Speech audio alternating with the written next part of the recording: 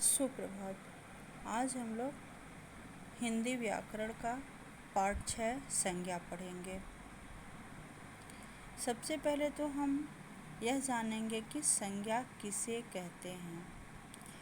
तो किसी वस्तु, व्यक्ति, स्थान, अवस्था, गुण अथवा भाव का बोध कराने वाले शब्द संज्ञा कहलाते हैं। जैसे चेन्नई, दिल्ली। वस्तु जैसे मेज, कुर्सी आदि। प्राणी जैसे अध्यापक, बच्चा, कबूतर आदि। भाव जैसे घृणा, प्रेम, शत्रुता आदि। अब देखिए संज्ञा के भेद।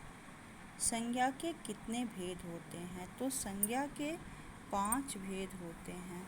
व्यक्तिवाचक संज्ञा, जातिवाचक संज्ञा, भाववाचक संज्ञा, समुदायवाचक संज्ञा और द्रव्यवाचक संज्ञा।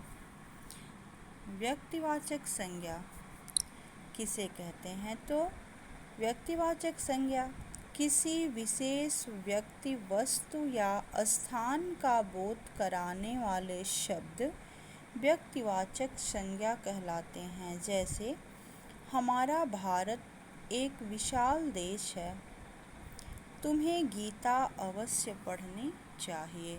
दूसरा है जातिवाचक संज्ञा।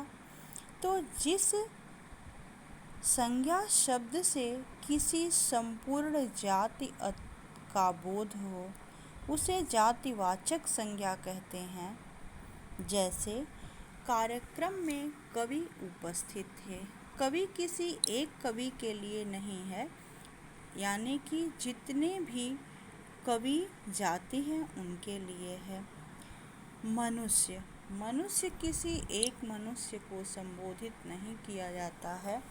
जितने भी मानव जाति में लोग हैं उन सबके लिए मनुष्य का प्रयोग किया जाता है। फिर है भाववाचक संज्ञा।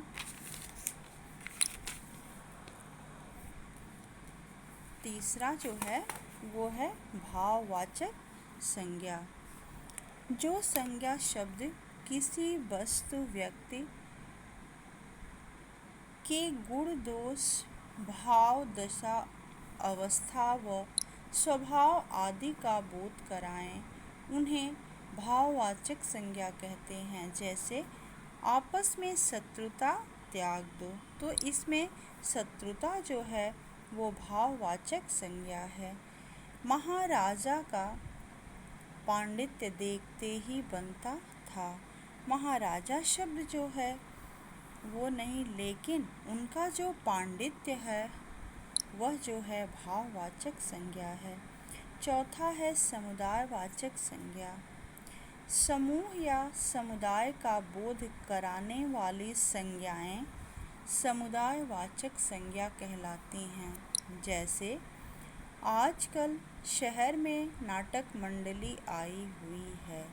तो नाटक मंडली जो है एक समूह का नाम है, इसलिए समुदायवाचक संज्ञा है। अध्यापक के आते ही कक्षा में शांति छा गई। अब देखिए कक्षा जो है वो समुदायवाचक है, किसी एक छात्र के लिए नहीं है बल्कि छात्रों के समूह को हम कक्षा कहते हैं। फिर 5वां है द्रव्यवाचक संज्ञा।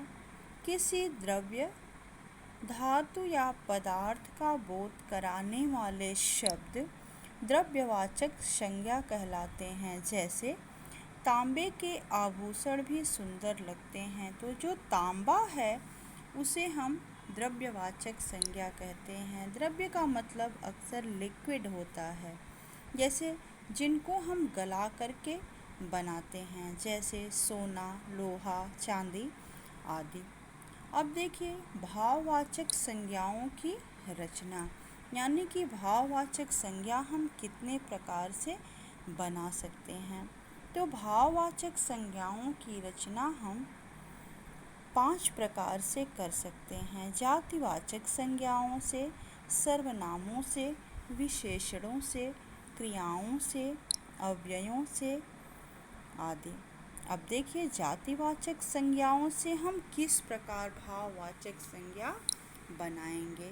तो जैसे अतिथि जो है जातिवाचक है, किसी भी मेहमान के लिए है, और आतिथ्य जो है वो भाववाचक संज्ञा है।